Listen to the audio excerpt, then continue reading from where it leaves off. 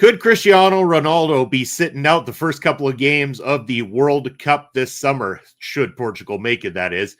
We'll talk about that and so much more from This Week in Sports on today's episode of Point of View.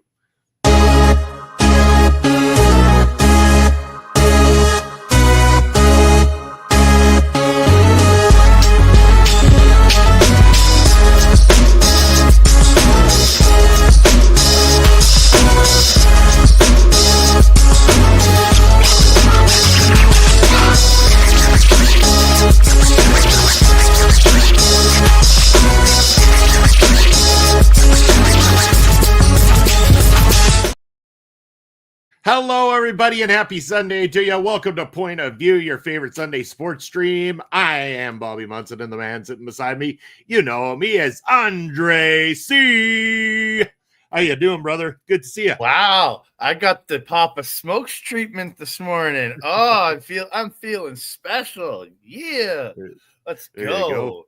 Way to wake me up. It's a way to wake me up, because I am half asleep still. Half asleep, but still ready for sports, though. Long night for me. Was at RCW, worked RCW last night, and then was up watching a charity stream till like 2:30 in the morning, and then just didn't sleep.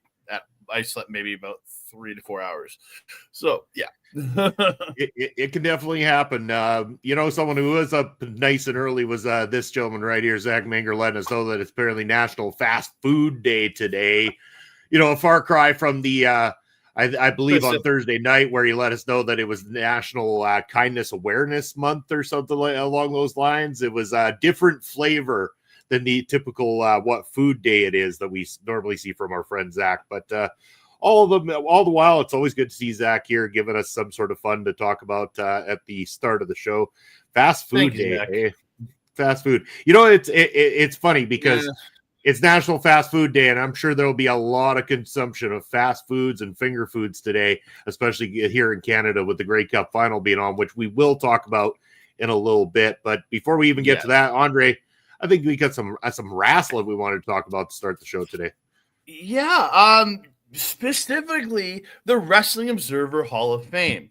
So we had the ballots go out a couple of weeks ago to people. Maybe one day we'll get a ballot, like an OLE ballot. We can get the convince Dave Meltzer to send us one.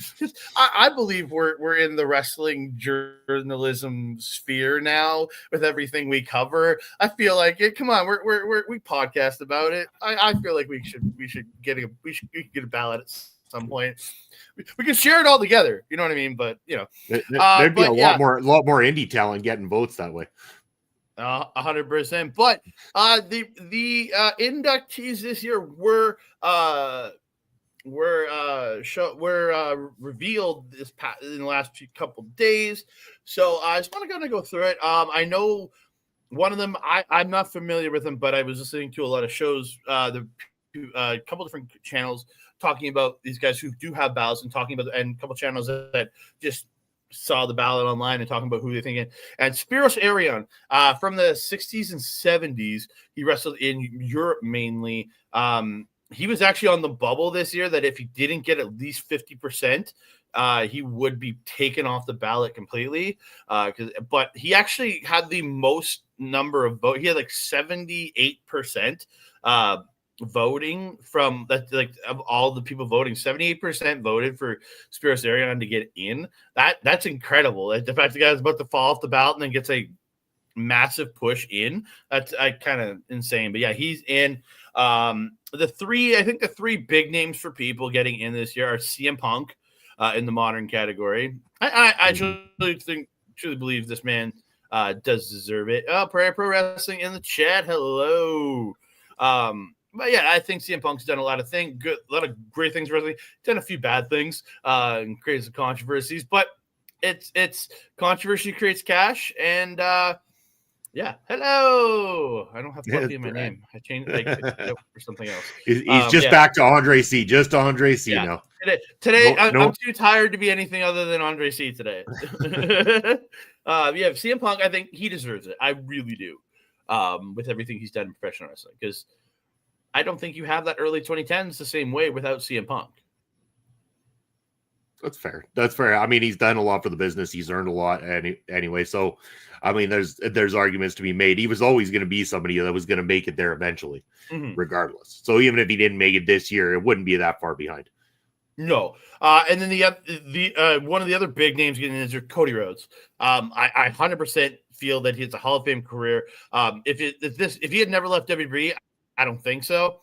But he left. He reinvented himself in the Indies and TNA, helped start the number 2 promotion in the United States right now in AEW, rose himself up there, came back, and ascended to the top of WWE, and has been one of the 2 leading factors for that company in him and Roman Reigns these last few years. So, like, yeah, that's a Hall of Fame career. Like, I don't think it's arguable. It's Cody Rhodes with a Hall of Fame career. Oh, for sure. And like, I mean, had he not left, I could still see there being an argument down the road with a little bit more longevity if you stick to the business and, you know, you put the work in and stuff like that. I don't see why someone shouldn't get the accolade regardless of whether or not they're a world champion or do some of the things he's done. But I think he sped that process up going the path that he did. Well, yeah, and again with the Wrestling Observer, they have certain criteria more than what like a WBO. Like you have to drawing power is part of it, and like how like in things like that. Like in your era, how did you draw? How did you bring? Like were you top of card? Things like that. So those things do matter for the Observer Hall of Fame. So yeah, or what influence you made on professional wrestling, and Cody has influence. He helped create a company that alone to me, or helped create a successful company. That alone is induction worthy right there. And sadly, like you have was it Ted Turner's on the ballot now? Because again, you can't deny he helped influence professional wrestling in a big way in buying Jim Crockett, right? So I mean someday Tony Khan may end up on the ballot.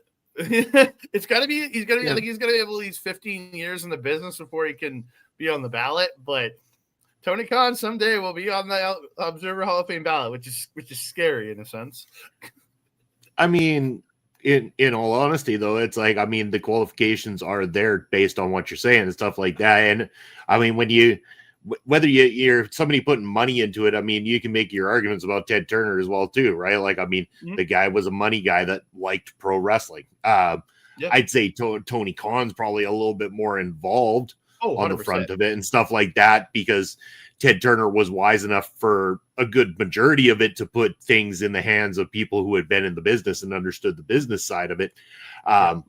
To a degree. I mean, that got out of hand eventually, but we're not going to sit here and debate that all day either. But, you know, I mean, again, not, you know, Tony Khan's had up and downs. Not everything he's done has been a complete disaster either, kind of thing. So, you know, whether you like him or not, he's still there. I mean, if he's put in the time and it goes as long as it does, the argument is there and deservedly there.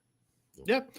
And then you also have, a legend professional wrestler. We just lost him earlier this year, Sabu, getting in to the Hall of Fame. I think, not that I don't think he had a Hall of Fame career, because again, he went everywhere. He truly influenced professional wrestling. Like he took what the Sheik did, made it crazier, and then people followed in his footsteps. Like his influence on the business and what he has done for like how people fly around, how people do a lot of things is undeniable.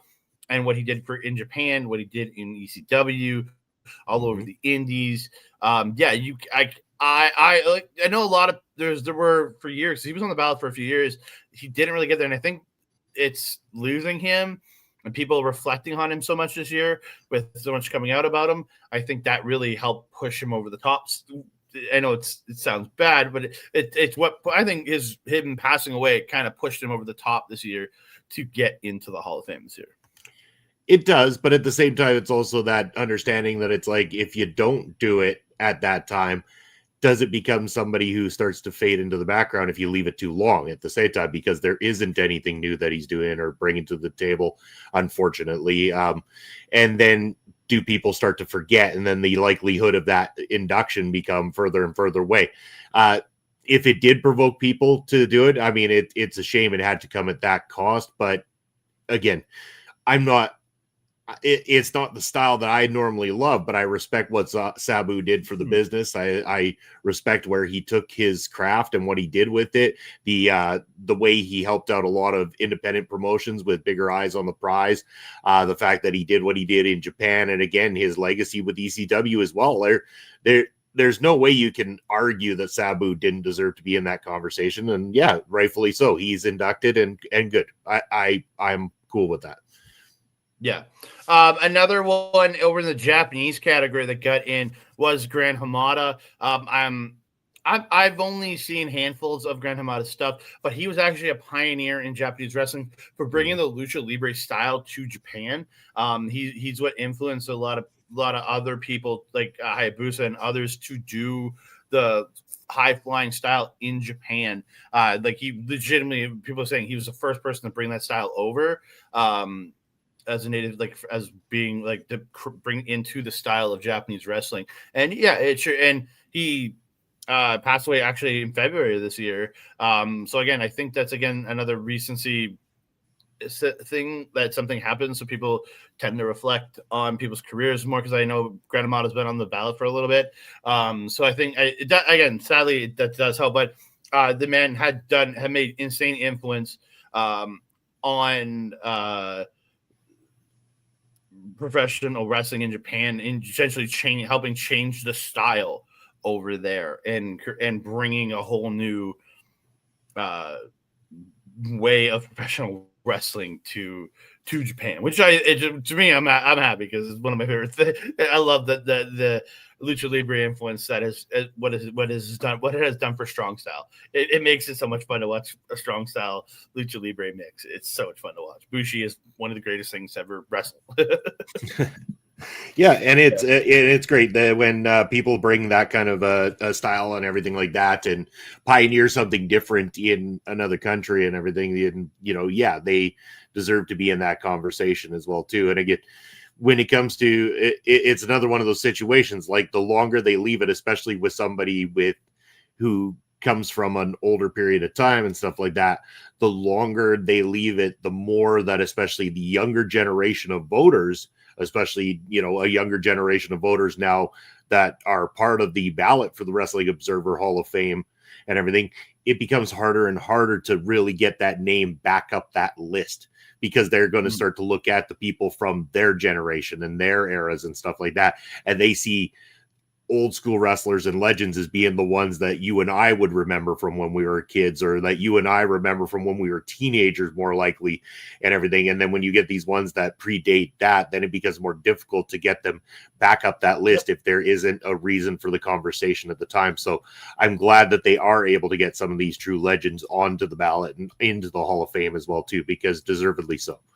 Yeah, like I always think about that, because again, like when I listen to the podcast from all these different people when the ballots come out, and that a lot of them do have a tough time looking for the historical category unless they like directly influence something that they watch specifically. A lot of them have a hard time voting for these people, because again, they don't know. They can read a little bit about them, but it's harder to understand when you don't have that history, that watch, that like guy, like I know Stone Cold's in there, Rock's in there.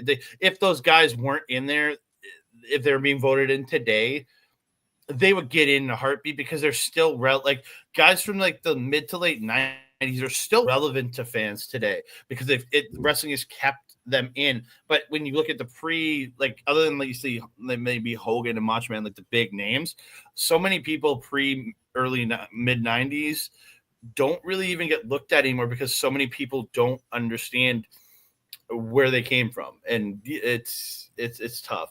There's three more that went in. Dory Dixon, wrestler, primarily wrestler in Mexico, got in Mexico category. I'm not super familiar with him.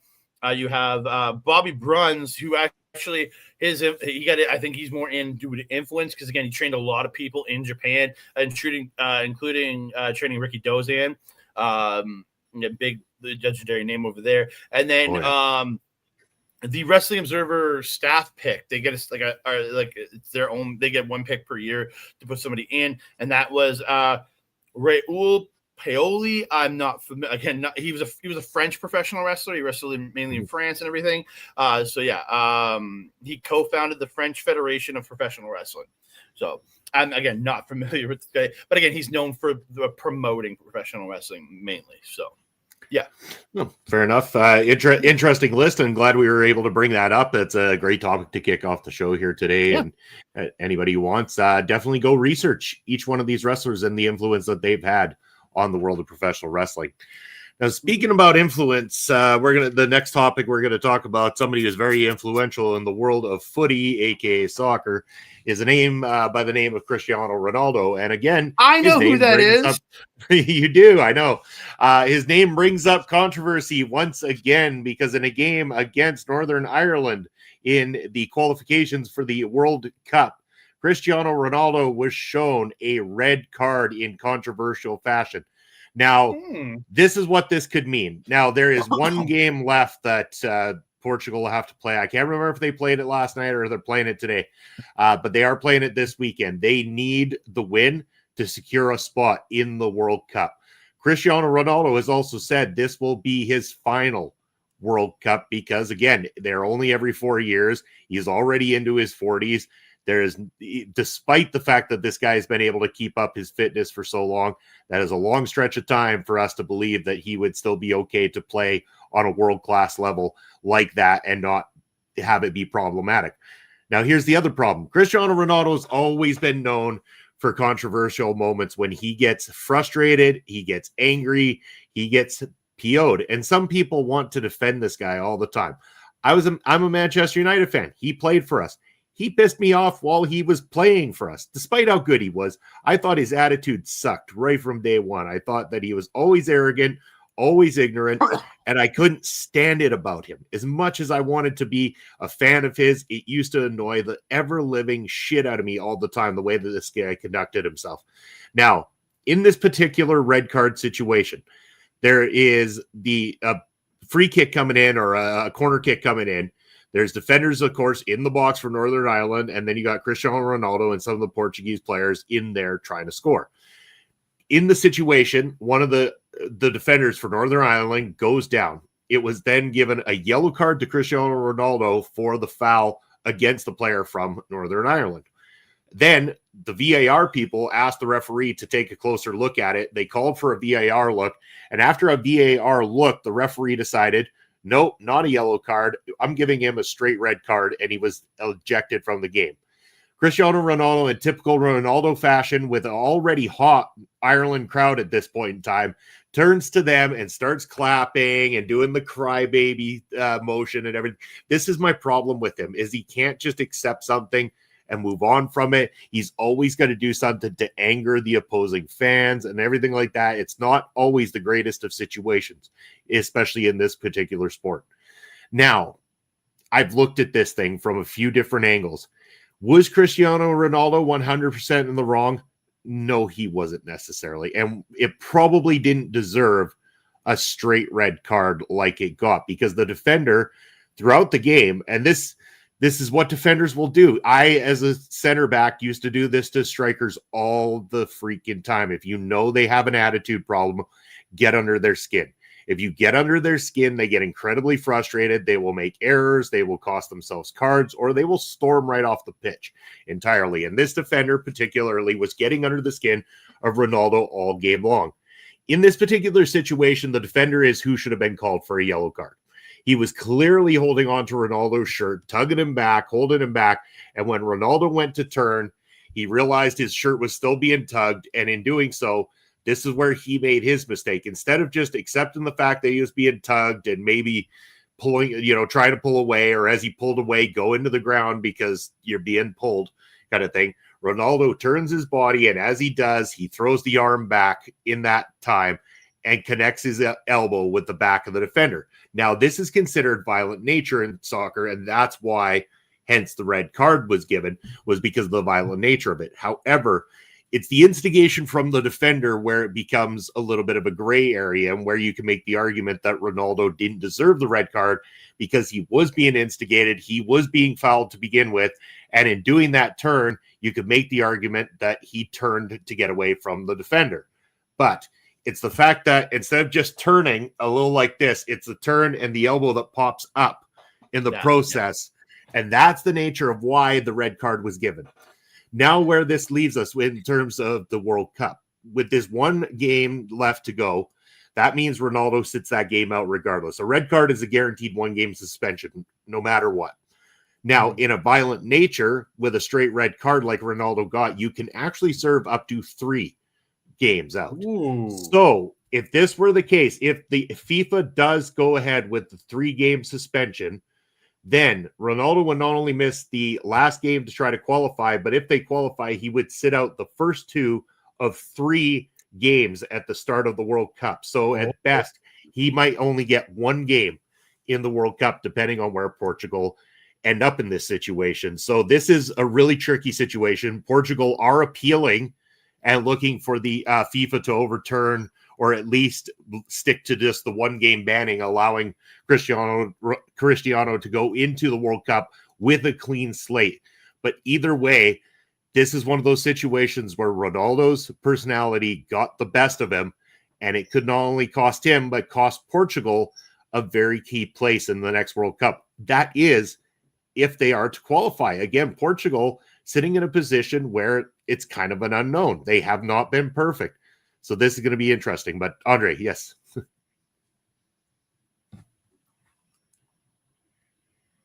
I just looked it up. Portugal won. They did win. Okay, so 1. they did win the game. Oh, okay. They slaughtered that game. Okay, so they are through. 9-1. They are through. Yeah, they slaughtered Armenia like badly. Yeah. So he's guaranteed now. Might only get 2 games then in the World Cup. Okay. Yeah. No, well, that one. So that game, I check. You know what I mean? Yeah, for sure. So okay, of course he sat that game out, meaning that if he does have to sit out another 2, he misses the first 2 games of the World Cup. Your country is only guaranteed 3 games in the opening stages. You will have a group. You'll have a group. I'm pretty sure that's how it works. It's 3 games before you qualify, if I'm not mistaken. Yeah, because you have 4. There's 4 teams per group, right? Yeah, 4 per pool. You play all the teams, and was the top 2 go through? Top 2 go through. Yeah, and then you make it to the round of 16, down to 8. I know. I know footy. I know footy. Yeah. But because it's you have the and then round, because I know Canada didn't make it out of round robin in 2022. So that's right. Yeah, we didn't play badly, but we didn't make it out of that spot because it's tough. It's difficult, right? Like, I mean, placing top 2, right? Like you got 3 opportunities, and even drawing, in those games is not what you want. You need the 3 points as much as possible in order to qualify.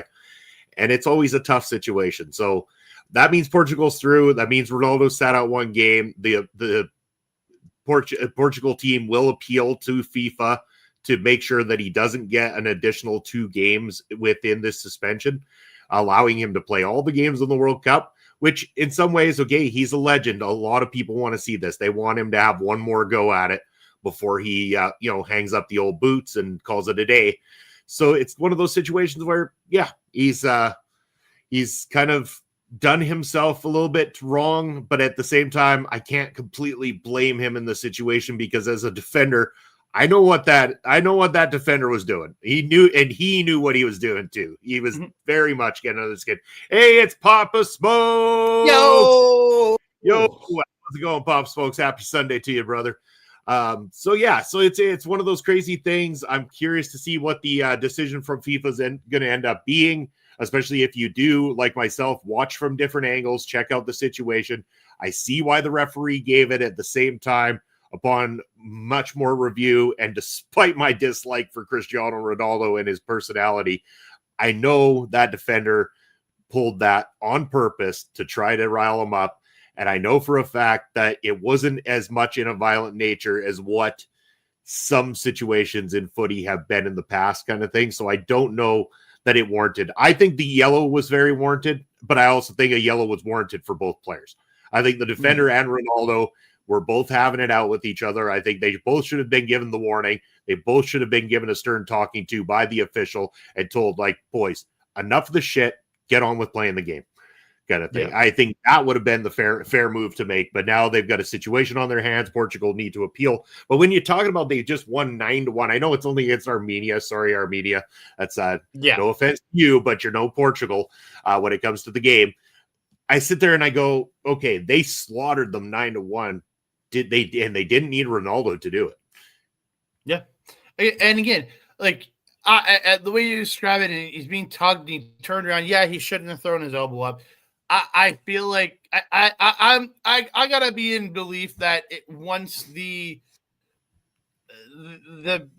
ruling body, whatever it is, looks at what the defender was doing and everything, I feel like he's just gonna end up with one game. Again, that's my belief. Again, I don't know what rulings are like in the football chancellorship or whatever they call it.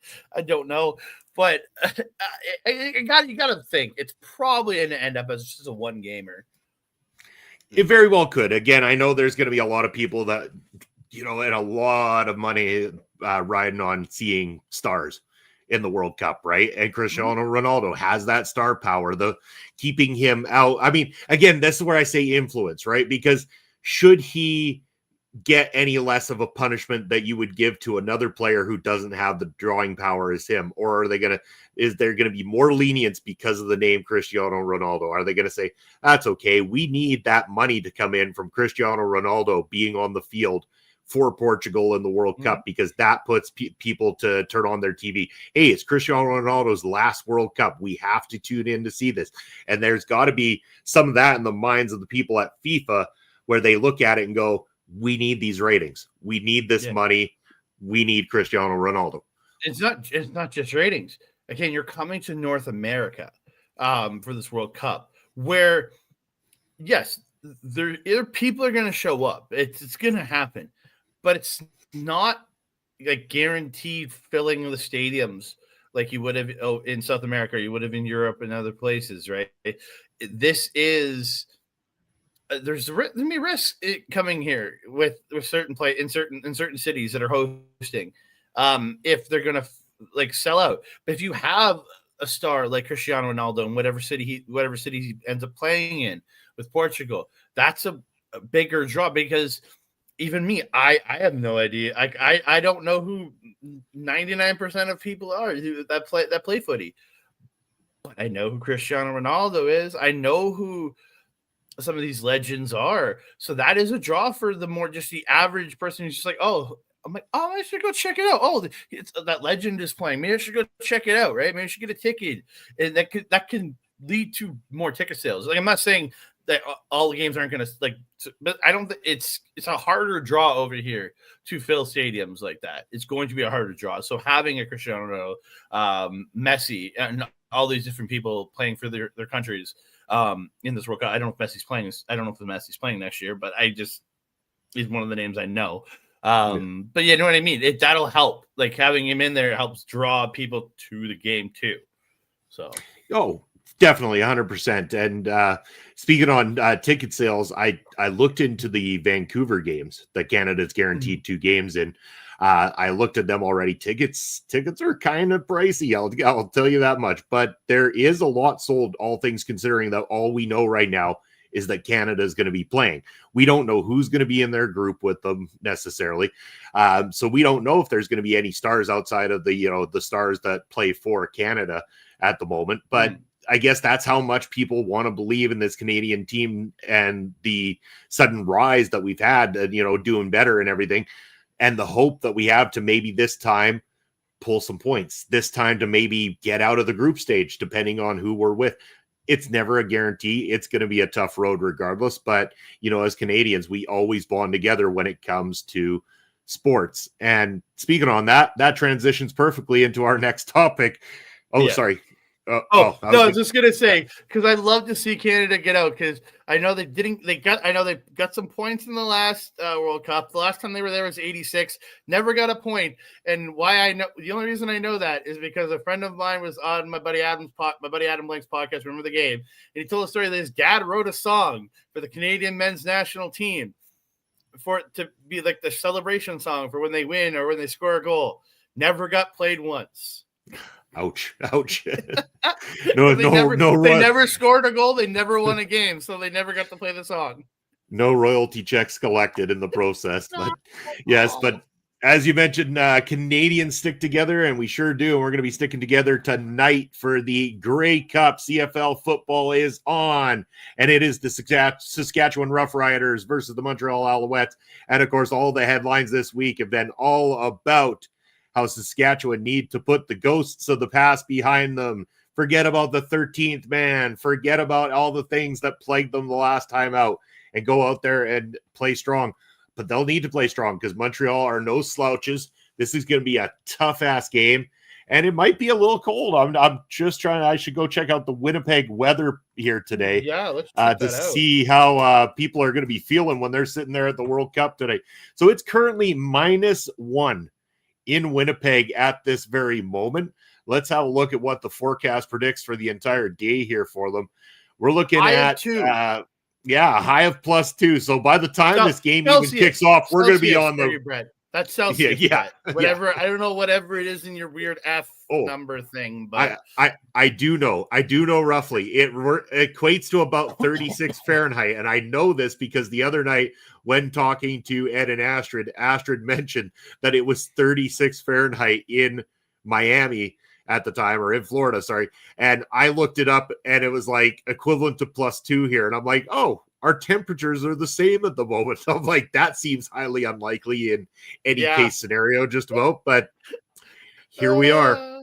But 2 degrees in Miami is almost is almost like an emergency level there. That's almost an emergency situation in that state.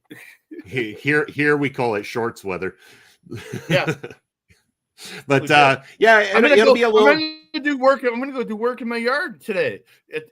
My 2 degrees today. So yeah, why not?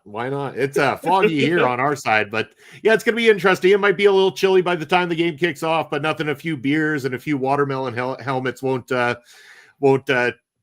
stop people from enjoying their time at the Grey Cup. It's going to be a fun time. Smokes on the highway driving to Winnipeg to watch some football? No, because his team's not there. If his team played, it might have been a different story. But unfortunately, Winnipeg didn't make it, and his arch rivals, the Roughriders, are playing in that Grey Cup here today. So he'll probably be sitting there at work today, having to listen to the Riders fans watching the game and everything like that while trashing him this time around. But don't worry, he's done his fair share of Saskatchewan trashing over the past few years, and deservedly so, because Winnipeg has been the better team for quite some time. But you want to know something? Pop Smokes is going to get the ultimate revenge when the Montreal Alouettes win the Grey Cup. That's what his ultimate revenge will be.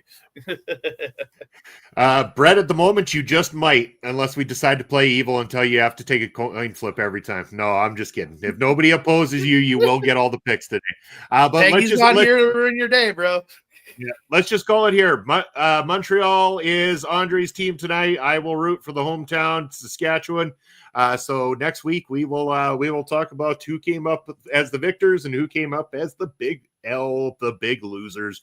But that kicks off tonight. I believe it's 5 p.m. my time, if I'm not mistaken, in and around there. So it's in and around dinner time. That's when the Grey Cup kicks off for our American friends. If you can find a stream of it, or for mine. Yeah, so 5 your time. So yeah, 6 Eastern.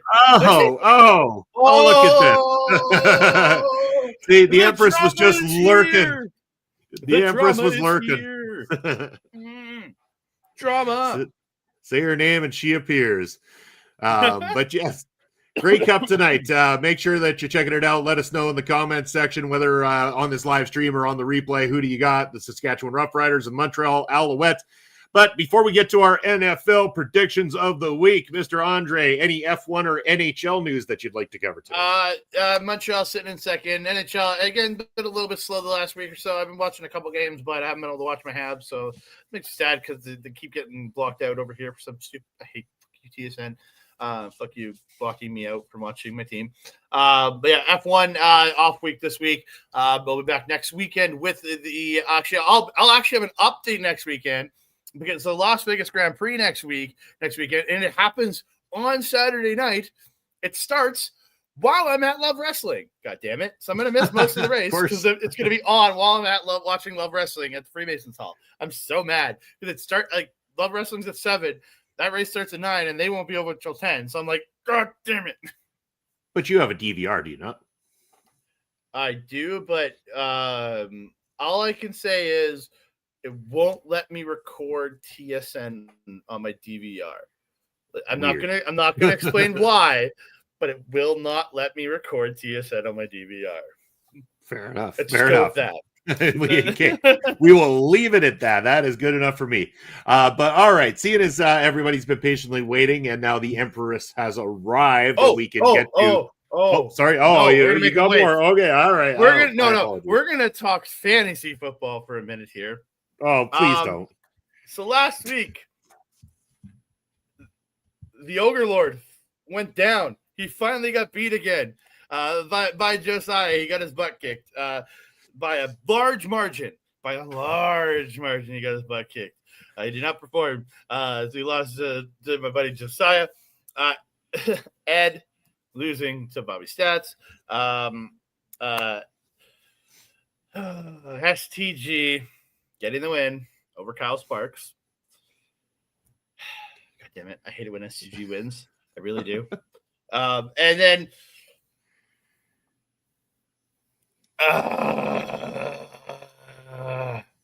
I lost to the Empress by 0.2 points.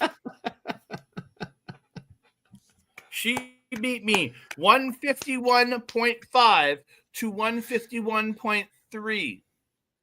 Damn. Dicker the kicker couldn't pull that extra 0.2 for you this week. No, he couldn't. And I went into Monday with Saquon Barkley still having to run. And he came up 0.2 points short. And she starts taunting me out on freaking Tuesday. Fantastic. Right now, I am predicted to lose this week as well, too, and I'm up against the Empress this week. I'm hoping that somehow my team bounces back because that was a rough one last week, and I was sitting pretty there for quite a while. I mean, to go 8 unbeaten like that. I lost my first week, and then I went on an 8-game winning streak, which was kind of nice. Don't know how that ever happened, but at any point, anything can change, and that seems to be the way it is. It's shifted another direction. I'm starting to fall behind and everything, and it goes the way it goes. But speaking of falling behind, Andre, you want to let the viewers know just how far I've fallen behind on NFL predictions as we get into this week's NFL predictions? So last week when we came into this, we were at 88, 84, 81, and 79. This week, after this past week's games, we are at I am at 96, Bobby 91, Ed 89. Ed's catching up, and the viewers at 85. The viewers are just falling off. That coin is killing you. It really is. But Peggy's gonna. But Peggy's all about the chaos. You never know. Sometimes that chaos pays off. Actually, I mean, it's easy to pick the obvious ones, but there has been some weeks this NFL season where it's like bizarro world, and it's almost the complete opposite of what you'd expect. Ends up being the thing. There was some weeks where I was like, there's no way I can drop that many points, and then like all of us were on the same page with a lot of games, and there was not a lot of points picked up. 2 weeks ago, I ended up getting 12 points in 1 week, but then there's been weeks where I've done zilch shit all. So it's been a very interesting week this week. Yeah, and for 2 weeks, there's a battle. The Emperor and the Empress just not getting along. Well, let's see how well they get along. No. This week. Emperor and the Empress. Did I not say it like that, or did I have to like hold it a little bit? Emperor. You gotta do Emperor. Emperor. Oh, okay. Emperor. And okay, the Emperor. Emperor and the Empress. Okay, I got it now. Emperor, Empress. Okay, we got this now. Makes sense. Okay. All right. Let's see how well they get along this week. Our first game up, it's the Panthers taking on the Falcons. Both Ed and I have selected the Panthers in this game.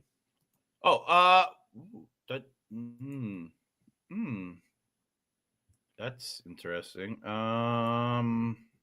Just looking at standings right now. Give me a sec. I haven't really got a chance to prep this morning.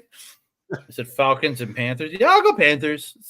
Panthers? They have been the stronger team. They've had an amazing run game this year with Rico Dowdle and Chuba Hubbard. And you get me scared because Peggy's got Rico Dowdle on the team right now. So yeah, and I'm even more scared because look at this. After all the infighting that was happening, they're on the same page with the first pick here. So no, Colin. Well, it's because Brett's waiting for her to make a pick so he can copy her. What a copycat. All right, next game up, we got the Bucks taking on the Bills. I've gone with the Bills. Ed went with the Bucks on this one. Oh, that's not as risky as you'd think because the Bills have been kind of middling. They're not even they're the second best team in their division this year after the Patriots right now.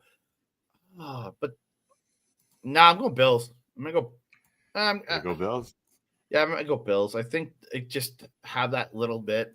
We do have our first coin flip of the episode today. Give me what as always. Get that coin flip ready. Heads will be Peggy with the Bucks. Tails will be Bills and Brett. Let's find out which way we go. Are you ready for the flip? Let the coin decide. It's tails. Brett gets his Bills. Yeah, you got your Bills. You're arguing before the decision even comes in. Like, geez. You won, Brett. You won the first flip. Don't complain. Yeah, and yet still he'll come back next week if he doesn't pick up the points here. It's all Peggy's fault. I should write this shit down of who successfully picked what. Because then we can just like make Brett feel even worse next week. I like this comment here. Oh, Brett gets all the wins, so I can blame him. The YouTube chat is there's only 2 of you right now, my friend. There's probably, according to the stats, there's more of you, but I've only got 2 chatting here giving predictions. So, yeah. So that, yeah. All right. How about game 3? We got the Texans taking on the Titans. Both Ed and I have taken the Texans in this game. Oh, I think that's a stronger team.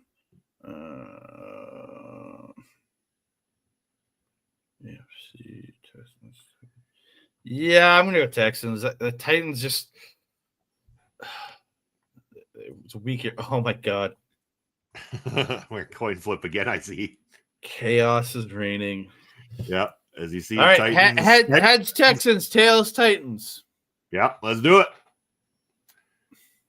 Here we go. This time heads. We're going Texans. Peggy's got it.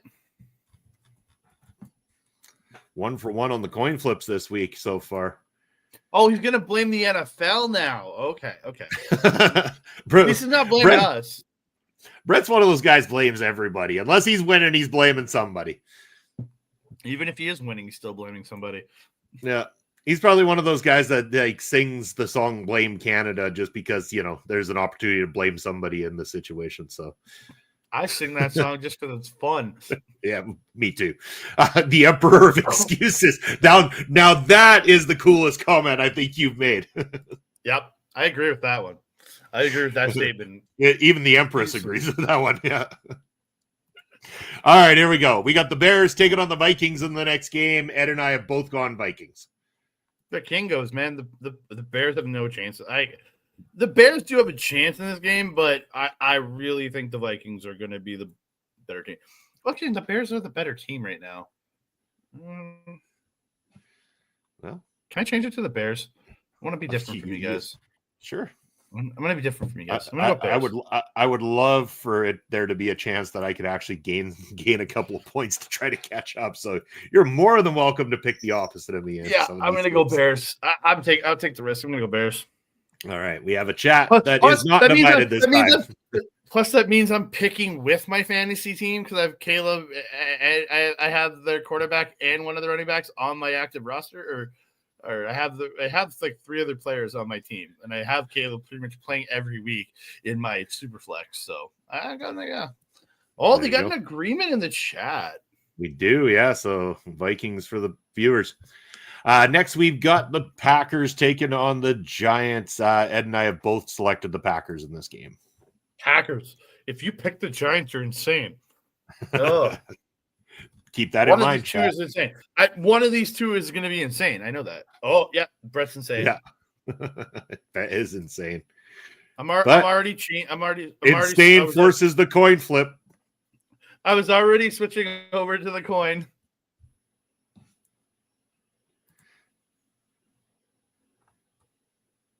And tails it is. Tails it is. Giants. And the viewers go one more point behind. All right.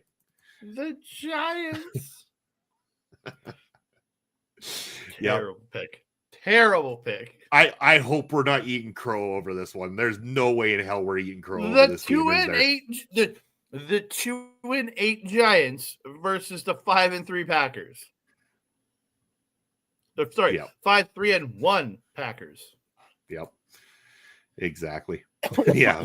Good job, Brett. Appreciate it. Next, we got the Bengals taking on the Steelers. Ed and I have both gone Steelers in this game. Yeah. Much as Joe Flacco's helped that offense, it's still not going to beat the Steelers. I'm going Steelers. Okay. Yeah.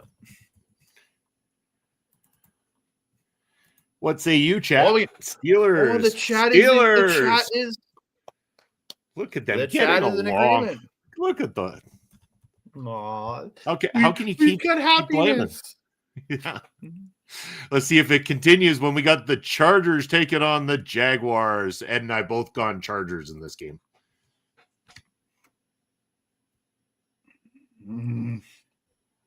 Ooh, yeah, I decisions, eh? Come on. Do it. Pick the Jags. I'm gonna go Chargers. All right. Oh, the chat went Chargers. It's Chargers across the board. Like I was debating this. This is a game where I could make the risk. This is one of those games where I'm like, I can take the risk, but I'm like, do I want to? No. You don't need to piss away the points, but I'd love for you to piss away the points. As long as I pick everything the same as you, I stay ahead of you. If Ed gets ahead of me, okay, whatever. As long as I stay ahead of you. No, don't do it. Don't do it. I need this moral victory for what Ed said against me last season when he told me that I was the liability. Well, guess what, Ed? Who's in third? Anyway, moving on. Pretty much as long as you stay ahead of Ed, you're fine. You can lord it over him. That's why I'm not as worried right now, but he is getting close, which makes me a little bit nervous. Realize I'm not being dragged down by the chat this year. True, very true. It's paying off for mainly I'm not being dragged down by STG and Bobby Stats. True. It's a much different chat than it was. We have a different chat this year, so we did horribly last year. Me in the chat. Let's find out who we got. It's the Seahawks taking on the Rams. Ed and I have both gone with the Rams in this game. I'm the Seahawks. Yes, you're better than me by 0.2 points. I get it. Oh, what? Look at this. Rams, Seahawks, coin flip it. Tails, Seahawks, heads, Rams. Tails it is. I don't even have to change anything because that's what was pre-filled in from before when STG was controlling the chat. So, yeah, but STG ain't here right now. Yep. All right, next game up, we got the 49ers taking on the Cardinals. I've taken the Cardinals. Ed has picked the 49ers. And this was one where I was like, I know the 49ers are slightly favored, but I know that the Cardinals could pull this off. So this one's going to be a tight game. I'm gonna go Cardinals. Just my boys. I'm gonna go Cardinals. Okay. It's sadly it's the 3-6 Cardinals versus the 6-4 49ers, but but the 49ers aren't without their struggles as well too. So yeah, they have been struggling as of late. A lot of those 6 wins came earlier. They've had a couple bad weeks, so let's hope for another bad one. Well, everybody but Ed is hoping for another bad one. That's for sure. Yeah, let's just hope Mac Jones sucks out this week. Yeah. Next up, we got the Ravens taking on the Browns. Ed and I have both gone Ravens in this game. I'm sorry, I have to copy you, Ravens. Yeah. you got to flush down the Browns, man. You got to flush down the Browns. Yeah. This one is kind of an easy pick, especially with no Commanders and no Saints playing this week. I think the picks are pretty low. The Commanders are playing right now. That's why. Yeah. Yeah. Ravens. In agreement. Oh, no doubts there. 12 and a half minutes left in the fourth quarter. The Commanders are tied with the Dolphins right now. Jesus. Wow. That's the game over in Spain right now. There's a tiny shred of hope I can pull a point out of that game. Tiny shred of hope. Very tiny. Watch it go be a draw. That'll be just by luck. Hey, it'll be the one time the Commanders have a chance and at no points will be given out. Yeah. That'll be exactly how it goes. All right, let's see how it happens when we got the Chiefs taking on the Broncos. Ed and I have both gone Broncos in this game. Sorry, which one? Chiefs and the Broncos. Ooh. Yeah. Ooh. That actually is a tougher pick than you would think, but it really is actually. I'm gonna go Broncos. Okay. The team has been special this year, man. Like they've been fucking special.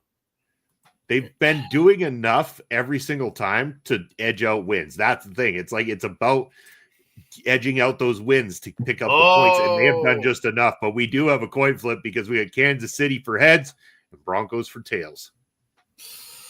Go. And tails again. Again. Brett, if you guys shit out this week, man, it's your fault, bro. Yeah, exactly. All right. Next game, we got the Lions taking on the Eagles. Ed went Eagles. I went Lions. I was a little reluctant to pick them, but I was like, you know what? There's a maybe here. It's a little bit of a Hail Mary, but I'm going to go Lions and hope that they can pull it off. Fly, Eagles, fly on the road to victory. Fight. Oh. Eagles heads, Lions tails. And you were Eagles, right? I assume by all that. Yes. Yeah. Lions. Oh my God. Brett just can't stop winning. Brett again. Yeah. Jeez. Lions it is. Brett's a winner. Brett's a winner today. Yeah. 2 more games coming up this week. We got the Cowboys taking on the Raiders in the next one.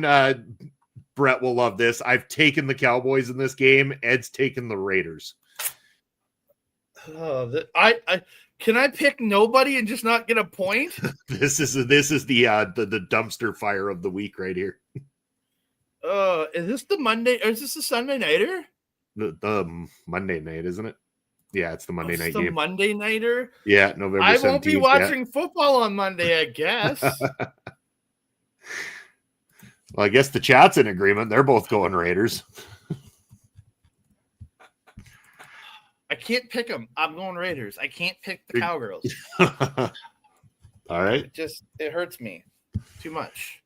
Unless they were against the Saints, then I would have to pick the Cowgirls. Yeah, that's the only time. the only pass they get. I'm going to gamble on them this week. Or the Browns. If they were against the Browns, I'd have to pick them. But fair.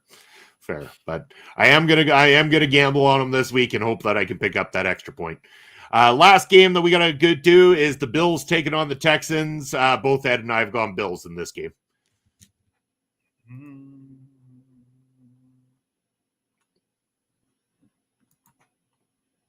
I'm just looking at Texans record.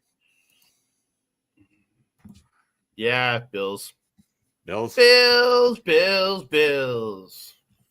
I got Bills. I got to pay. All right, we got Texans from Brett. Waiting on it. Drum roll, please. What are we going to get from the Empress? Are we going to get another coin flip? We are. All right. Love it. All right. Eds, Bills, Tails, Texans. Yes! And there it is. There's an Empress win to finish us off with the Bills getting picked. Yes. And there you have it. The selections are in. The Emperor of Excuses is already coming up with ways to talk about why he's so far behind, why him and the chat are so far behind next week on Point of View. But we will see how the results turn out after some of the games are played later today. So hopefully everybody will be tuning into that. Hopefully you'll be tuning into the Grey Cup if you can, because why not? It's awesome. We got a great sports day ahead of us on this Sunday. So let's get down to it. In the meantime and in between time, Andre, you let the wonderful people know where they can reach out to you and what you got coming up. Yeah, find me on Blue Sky and X at That Canada Guy, Instagram and Threads at That Canada Dude. You can find me over on Backbreaker Video, where I do my show, The Pop Spot, where I talk about all the independent wrestling I go to. There will be an episode coming out either Monday or Tuesday that will be talking about the RCW show that I ring announced last night. Absolutely fun, absolutely tremendous event get to be part of. So that will be there. And then I'll be back here next Sunday for a Point of View. Fantastic. That's where you can find Andre. As for myself, Bobby Munson, my credentials are down below. But for shows I got coming up this Thursday night, as always, I'll be with Papa Spokes, bringing you Ring Respect Radio. I believe this week we are going to be reviewing a little chaotic wrestling. So I believe Oled is going to join us on the show to review the latest from chaotic wrestling in his neck of the woods. And actually showing up for a stream? Yeah. Well, I mean, he doesn't go to church on Thursday nights. So... just saying. But yes, you could join us Thursday night for that one in particular. You can always catch myself and Papa Smokes over at Pro Wrestling's YouTube channel for a brand new wrestling match every single Saturday afternoon, where we are your commentary team. And yes, I can also be found right here, as Andre said, on Point of View every Sunday, 11 a.m. Eastern time, talking about the weekend sports with Andre and sometimes Ed. We call him part-time Ed is the new name for old Ed here on the channel. He's part-time Ed when it comes to Point of View. But you can catch us there. You can catch us also across OLE Podcast. That's where you'll find us on all social media, as well as YouTube and Twitch. We appreciate you giving us a follow on Twitch, where we're only 3 follows away from hitting 300. So make sure, if you haven't done so already, follow us there. On the YouTube side, subscribers, we're at 822. Keep that going. We're also very close to the watch hours, so keep those watch hours on. Play those videos in the background. Check out old shows here on Point of View. Leave them running. Get our watch hours up, and it's going to help our channel out a lot. If you haven't done so already, click the subscribe button down below. Turn on notifications bell. Give this video a thumbs up. And the algorithm loves comments, so leave us a comment. What was your favorite segment today? Who are you rooting for in the Grey Cup? And what are your NFL predictions as well? Leave those in the comment section below, and we will see you in 1 week's time. Take care, everybody.